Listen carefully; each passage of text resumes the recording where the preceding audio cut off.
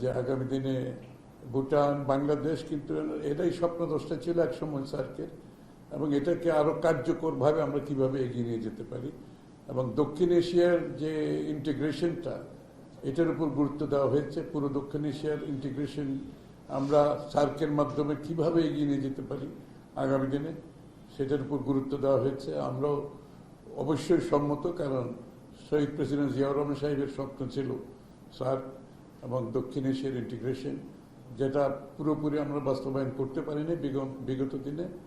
আগামীতে এটার এই সম্ভাবনাকে আমরা সবাই মিলে কাজে লাগাবো দক্ষিণ এশিয়ার ইন্টিগ্রেশনের উপরে। এই আর কি, কোনো পলিটিক্যাল প্রশ্ন নেই। Only Bhutan Bangladesh relationship, nothing else, period. প্রায় 1 ঘন্টার উপর আলোচনা হয়েছে।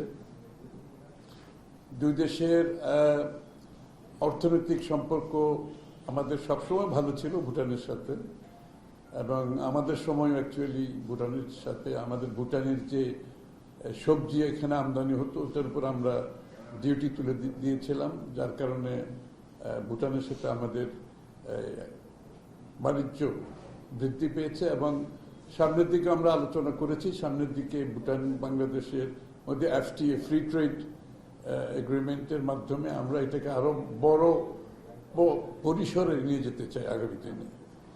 সেই সম্ভাবনা আছে ভালো।